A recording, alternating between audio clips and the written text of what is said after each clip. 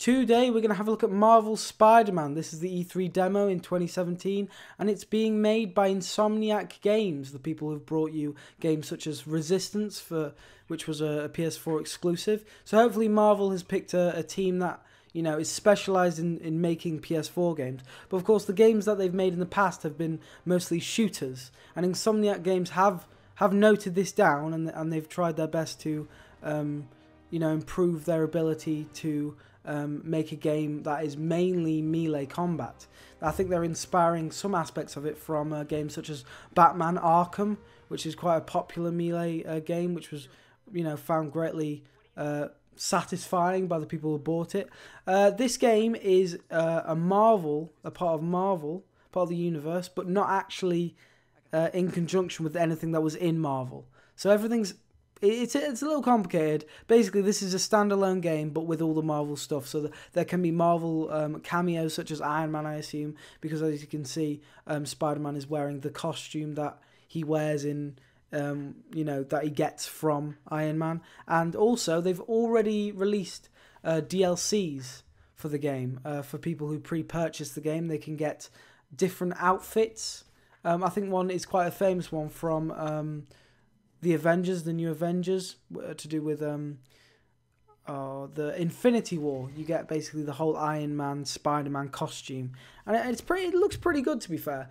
The game itself, it seems really nice, seems very pretty. Clearly they're developing more of the game because they need to add a couple more, some more animations to improve the flow of the game. But other than that, it seems like an alright title.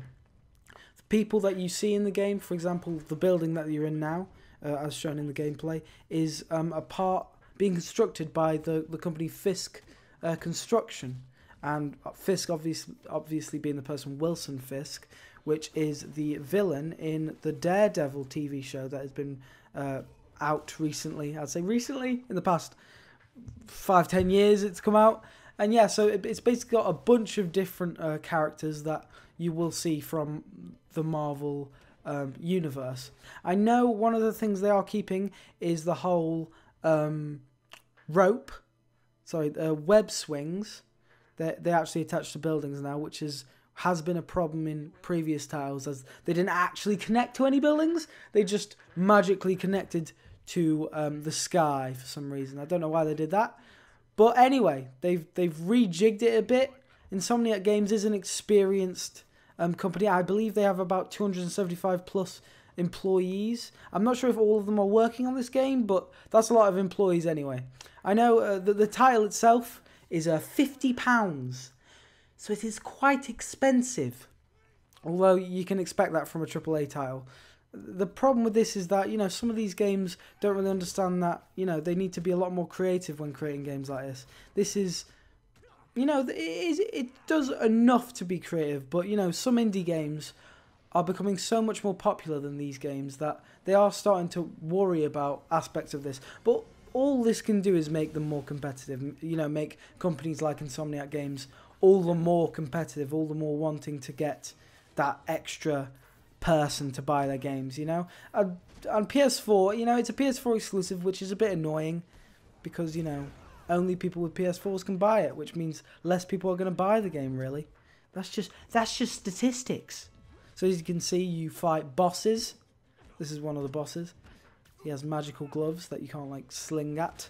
But yeah, so the whole game is set, if you didn't know, it's set in New York City. You are Peter Parker, which is a man who was, well, a boy who was bit by a spider and who's developed all these amazing powers. Most games like this usually have these dudes who have, like, special abilities who you can't kill so easily. Because if you were just going around killing, well, I mean, you know, injuring and stopping normal humans, it wouldn't be as fun, apparently. Well, I think it'll be fun. And soon enough, you will see one of the things I am most unhappy with about this game. It will either anger you or not anger you. It'll probably anger you. I don't know what person is like, yes, I want this in the game.